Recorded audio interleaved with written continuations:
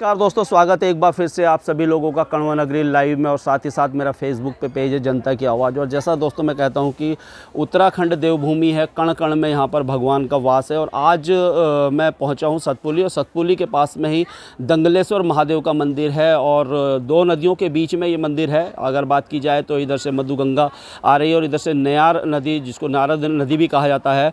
और यहाँ पर जो दंगलेश्वर महादेव की जो प्राचीन शिलालेख है, और नदी के कारण जब बारिश होती है तो बारिश में वो कहीं ना कहीं वो शिलालेख ढक जाती है, तो उसको स्थापित यहाँ पर दंगलेश्वर में किया गया। बहुत प्राचीन है। और कहा जाता है, इस मंदिर के बारे में कहा जाता है कि जो भी निसंतान दंपत्ति होती है वो यहाँ पर आते हैं और जो भी मनोकामना यहाँ पर मांगते हैं उनकी पूरी होती है। बहुत दूर दूर से, देश और दुनिया से आते हैं।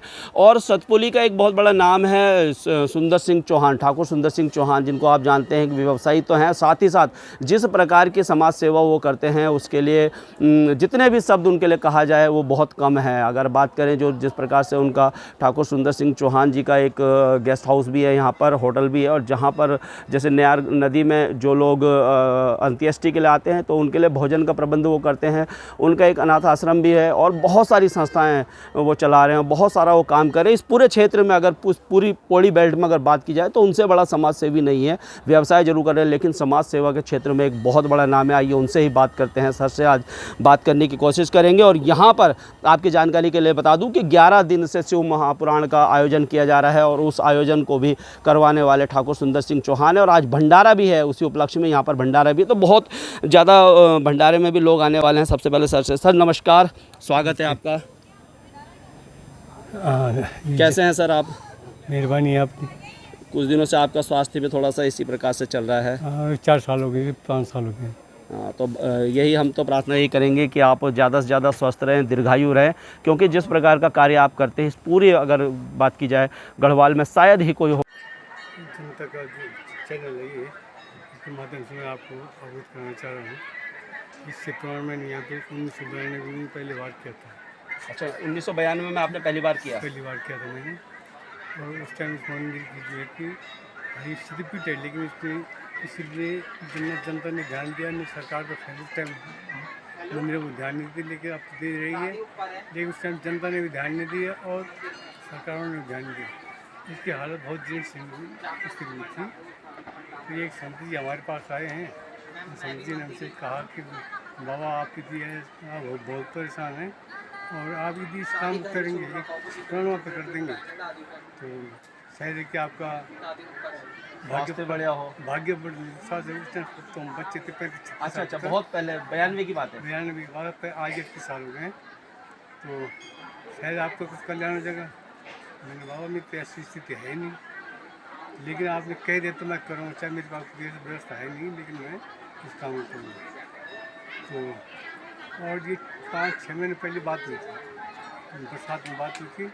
और इसी दिन और इसी तारीख में वो सप्ताह की तारीख 11 फरवरी 1992 की। तो जब हमारी स्थिति बहुत डाउन करती है, लेकिन जब हमने उसके नाम से ये कहा कि प्रभु हम आपको काम करने चाह रहे हैं, यदि आप इजाज़त दें तो मैं इस काम में हाथ डालूँ, लेकिन आप इज्जत आपने रखी बड़ी ठीक इसी व्यवस्था से हुआ। ऐसा नहीं हुआ उस दिन कोई कम नहीं था।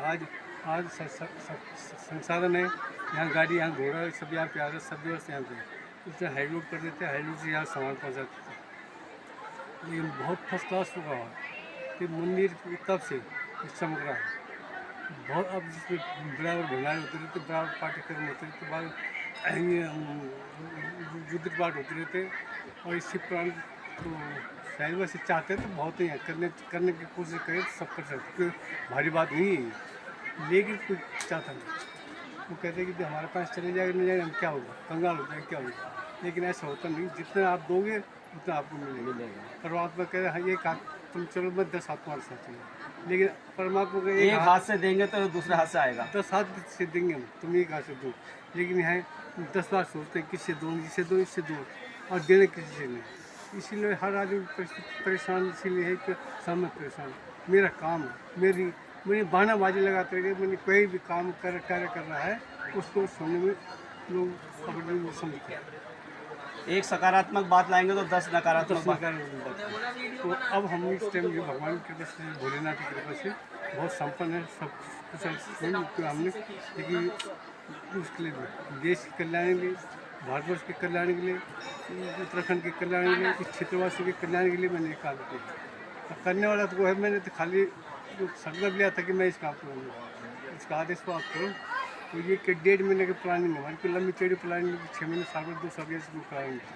1.5 महीने प्लानिंग थी, 1.5 महीने में ये करना। अच्छा सर, आप शिव पुराण तो कर ही रहे हैं और बहुत दूसरे भी सामाजिक कार्यों में आपकी भूमिका है। क्या क्या सामाजिक कार्य भी आप कर रहे हैं सर? जो सामाजिक कार्य में शामिल आता है, मैं उसमें हाथ बढ़ाता हूँ।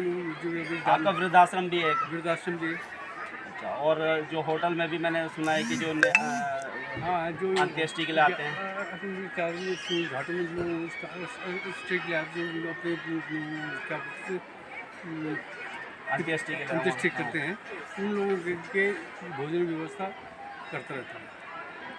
तो सर शुभकामनाएं आपको, और आप इसी प्रकार से दीर्घायु रहें।